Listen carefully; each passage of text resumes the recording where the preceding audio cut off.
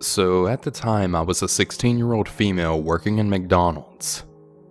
Now, at the McDonald's I worked at, when you're on headset, you're normally required to be at the first window to also take payment.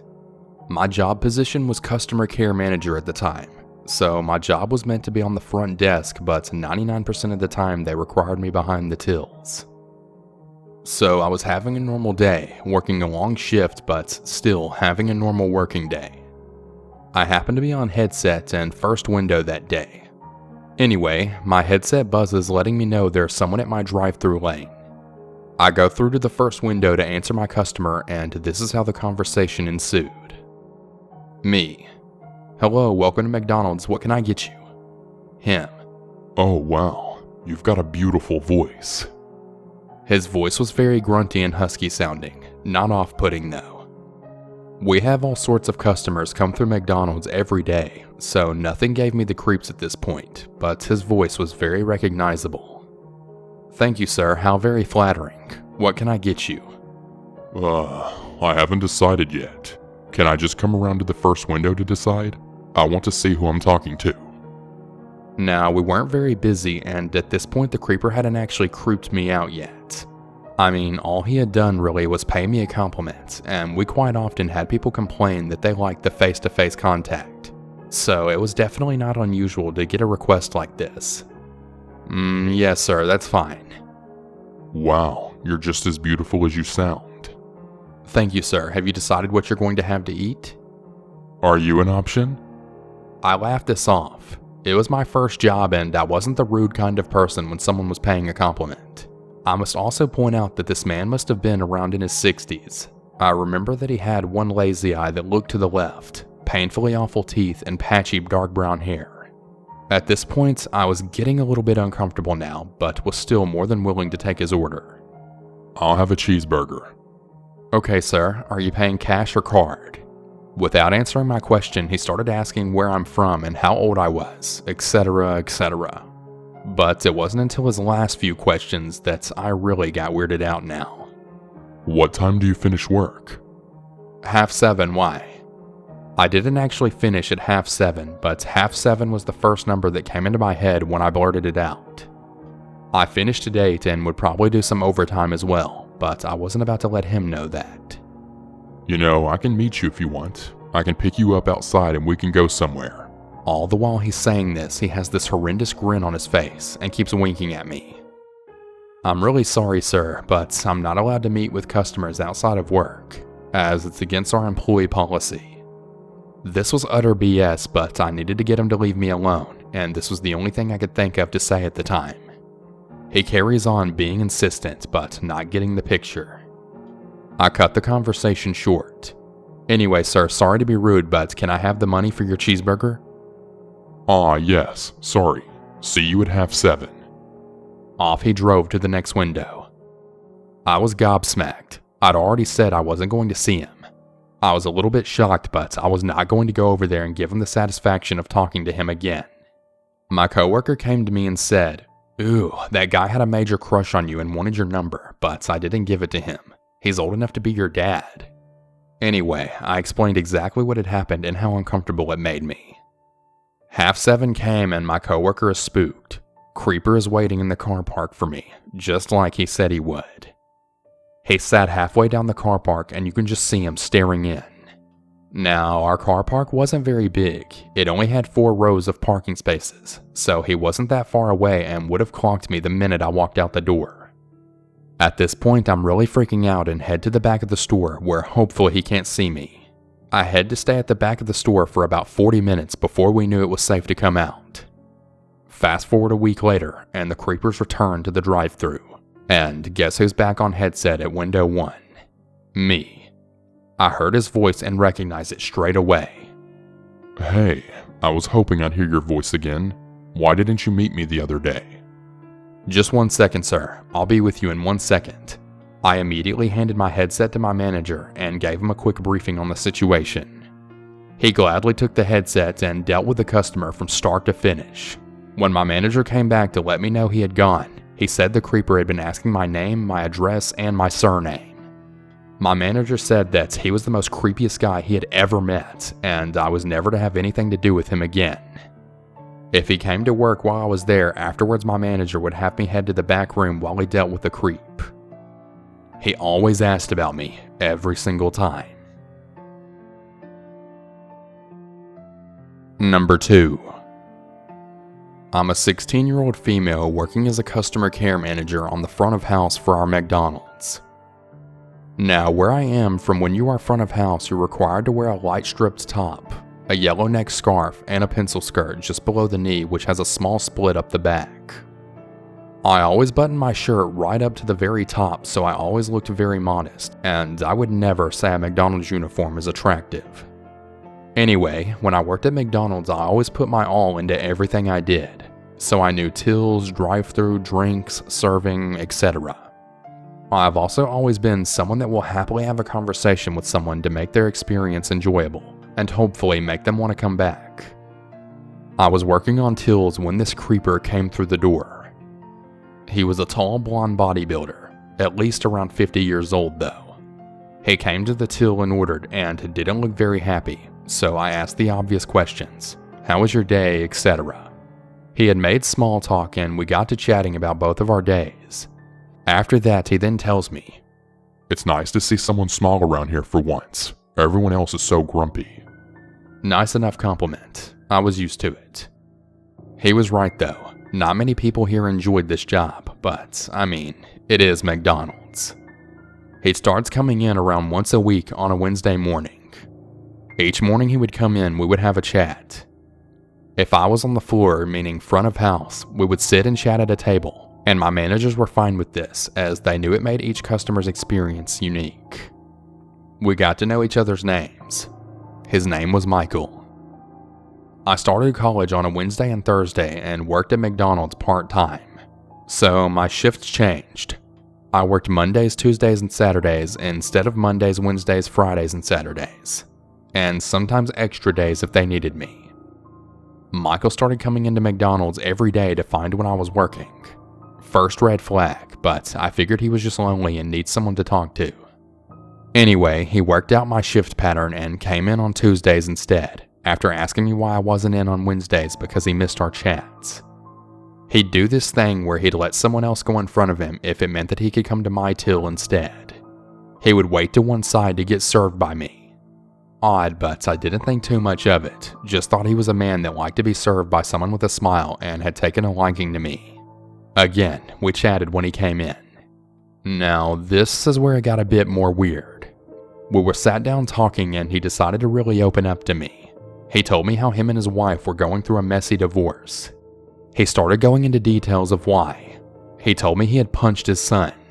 Now, this guy was big, like he looked like a bodybuilder. I can't remember exactly what had happened, but he had ended up smacking his wife too, I think. And here he was telling me all about it. I mean, I'm no counselor. After proceeding to tell me how big his house was, probably to try and grip my attention, he started telling me how he was living in the basement of the house that he owned and it wasn't fair. "I'm going to hit her again if this carries on." Well, apparently the wife and son wanted him out and they were gonna have it and not pay him for it, blah blah blah. He wasn't letting that happen, his son won't talk to him, blah blah blah. He then started asking me for advice. Again, a 16-year-old girl. I didn't really know what to say, so I just sort of said, well, everything happens for a reason, I suppose. And as I went to get up, he asked me to sit back down. Now, I had already been sat there for near on half an hour, and I know I said my managers don't mind, but that's pushing it a bit. So I told him I really had to go. He carried on trying to get me to sit back down, but let me go in the end. Now, this may seem totally unrelated, but trust me, it will make sense later on. You know how in McDonald's we have the sauce pumps, right? Well, they're connected to a big bag of sauce which has a popper on the top of it. You basically pop the tube into the popper of the bag. But Jesus Christ, this thing is fiddly. It can take me about 10 minutes just to get it connected, then to put the heavy bag in the holder on the side is another 5 minutes. It's a nightmare. Now back to the story. The sauce had run out and I had to fiddle about getting it in. Where the sauce dispenser is right opposite from where Michael always sits. I could feel his eyes burning into my back as I did this, and anytime I turned around, he would always be looking at me with a smile. It made me feel a fair bit uncomfortable, but hey ho, it's my job and you deal with this stuff all the time. Trust me, he's not the first person I've had perving at my bum. He came back a few more times, and each time he did, I felt more and more uneasy. He started being a bit more personal now, telling me he thought I was a pretty young girl and we should meet up for coffee at some point, and I politely declined. Michael then said this. Can I ask you something personal? Depends what it is. I can't really promise I'll answer. Are you a virgin? I'm not answering that. What size are your boobs? I have a boyfriend and I'm not very comfortable answering these kinds of questions. Do you love your boyfriend? Would you leave your boyfriend for me? My boyfriend is behind the counter and I don't think he'll be very happy with you asking questions like that. Well, just make sure he treats you right. You're a lovely girl. Anyway, I won't be coming back here for quite a while, so can I have your number? No, I don't think my boyfriend would be happy with that either. After that, I go to the back room to calm myself, as this was very unnerving for me. He was an older guy being very strange and asking super inappropriate questions of me. He knew my age as I had told him previously. The day continued. He had left and I continued and went home. When I woke up the next morning, I had a message on WhatsApp, a message on Facebook, and a friend request on there, and an Instagram follow as well. It was Michael. I don't know how, but he had found all of my personal accounts just through my first name. The only way I can think of him finding it out is asking a colleague what my surname is and getting my number out of one of them. Maybe he was friendly with one of my other workers and got my number from them. I don't know. He had sent me a message saying how he needed to see more of my pictures, but he saw my main pictures for them and my WhatsApp photo. He had also sent me another message about how he loved looking at my butt when I was bent over crawling on the floor to fix the sauce bags, and saying all the things he would love to do to me. At that point I noped out and I blocked him on everything.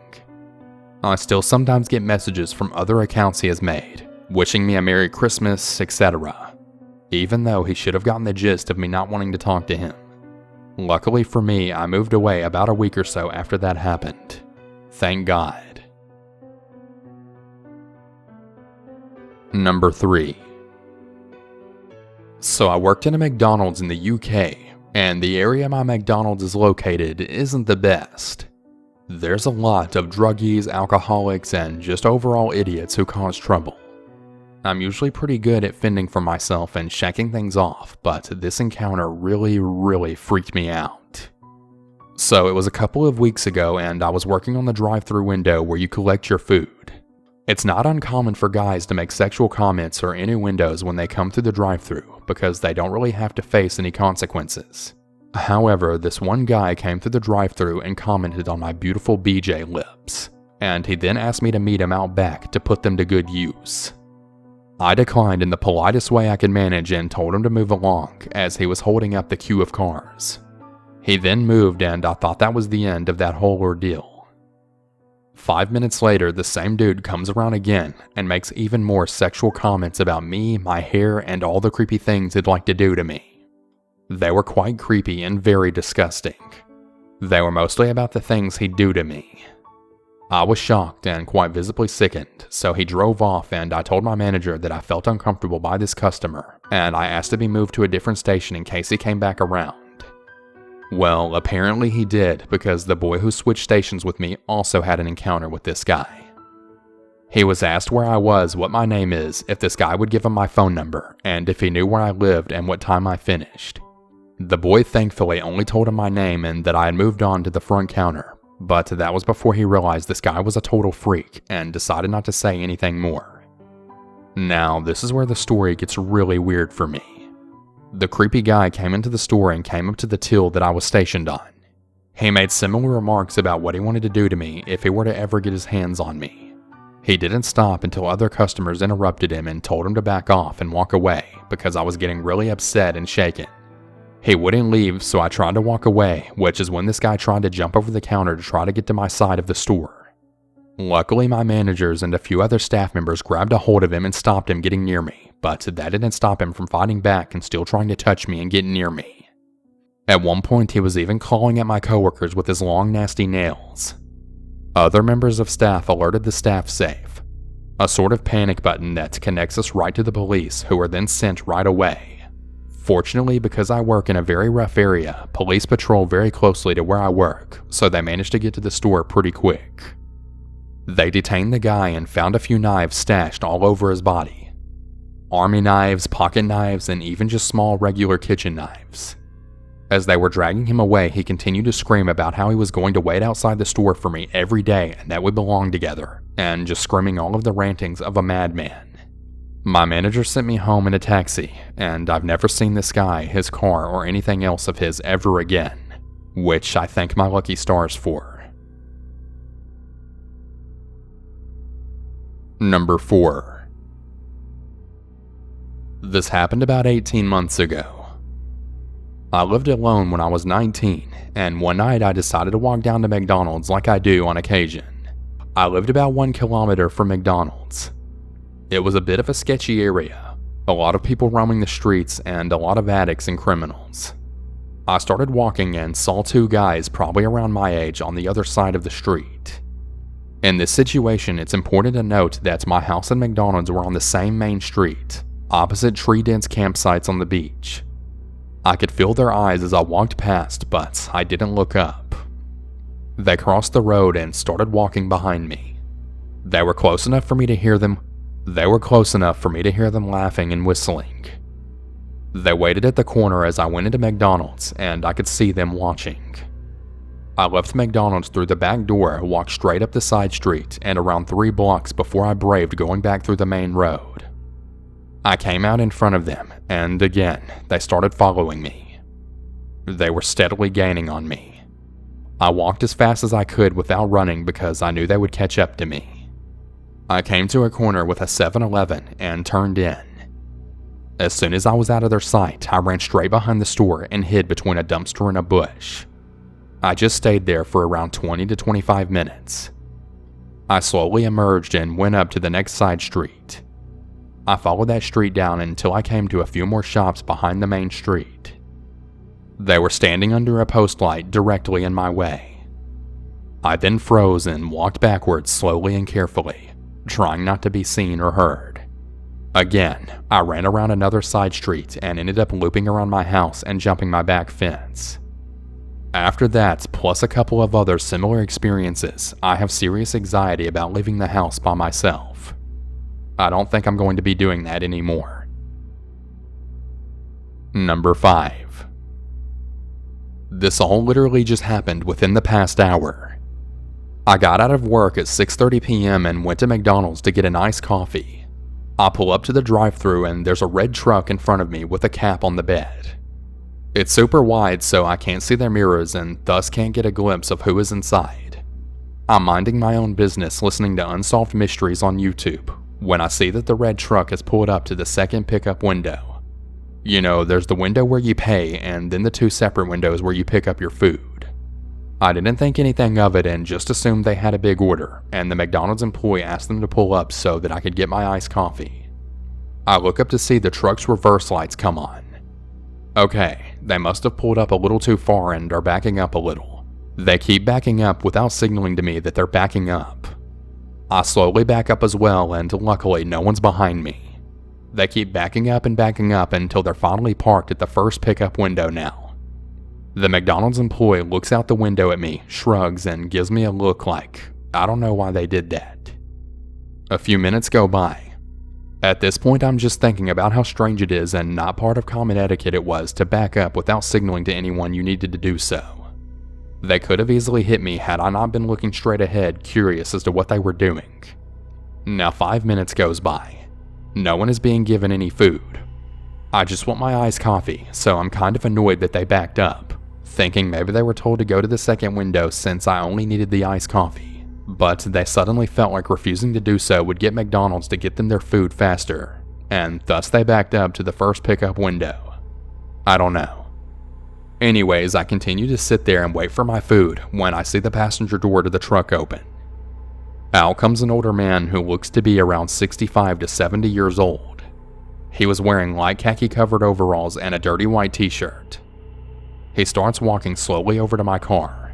I'm thinking, maybe he's going to apologize to me for not signaling that they needed to back up. He gets to my passenger door window, turns so he's facing the window head on, and then just stares at me. I'm waiting for him to signal me to put my window down, thinking he had something to say. Well, he doesn't do anything. He just stands there and stares at me. He starts to lift his hand towards the door handle. I quickly lock the door. He scowls and walks back to the truck and gets back into the passenger side. They immediately drive away the second he closes his door. They didn't get any food. They didn't get anything. They just left. I pull up to the drive-thru to finally get my iced coffee, and it's been well over 10 minutes at this point, but I finally head home. At this point, I have more questions than answers now. Why did they back up without signaling? Why did they need to back up at all? And why did he get out of his truck? Why was he about to open my door? Why didn't he say anything? Why didn't they get their food or drinks? It might not be the creepiest thing to have happened, but this whole ordeal made me so anxious that I was shaking the whole ride home. I just wish I had some kind of insight or understanding to exactly what happened here. Definitely my most creepiest experience while at McDonald's, and I really hope I don't have another one. Number 6. This happened last month, but I totally forgot about it until I read the recent story about the old creep who backed his truck up in the drive-thru while the OP was waiting to get a coffee, then got out and made to get into her car. My story isn't anywhere near as creepy, but still pretty creepy to me. Anyway, my daughter and I went to the drive-thru for a late-night snack. As I was ordering, this guy ran out from the side of the building and jumped in front of my car. My little Yorkie Obi, who was sitting in my lap, didn't like that at all. Normally he likes everyone, but why would he be friendly to some strange guy who was taking exaggerated movie slasher stomps towards my car? I stopped ordering our food while Obi went nuts, and I was alternating staring at this guy while glancing around to see if I had a quick exit in case the guy made a run for my car. The guy kept stomping forward, but now he started barking in a deep threatening voice like a large dog and staring straight at Obi. I was afraid Obi was going to jump out the window to attack, but my hands were frozen on the wheel. Then I got pissed. He was scaring my daughter and me and freaking my dog out. I had a sudden crazy thought to just gun it and run this idiot down. "Move, you idiot! Your barking ass is standing between me and my quarter pounder." Of course, I never would have done that, but I almost reversed and drove off. Suddenly, he stopped barking and ran off the way he came. The whole thing only took about 30 seconds, but I was pretty shaken and jittery the whole drive home. My daughter thought it was funny, but not me. Maybe he meant it as a joke, but I certainly wasn't amused. Hey everyone, I hope you enjoyed today's video. And if you have your own personal scary story, be sure to submit that to my subreddit at reddit.com/r/southerncannibal or to my email at southerncannibal@gmail.com. I'm always looking for new stories. And before we bring this video to a close, I just want to shout out all of my $5 or more patrons, as well as my $3 or more patrons featured on screen. Shout out to Babe Lincoln, Beth A, Kate E, Celeste S, Ellie S, Emily W, Heather B, Howard R, Jacqueline W, Jazzy G, Jonathan C, Lori J, Matthew B, Michael G, Random Randy, Steph L, Tammy S, and Terry H. Thank all of you so much for supporting me on Patreon. I really appreciate it more than you know. And if any of you would like to join these awesome people and also become a patron, head over to my Patreon at patreon.com/southerncannibal. Thank you everyone, and have a good one. And remember to always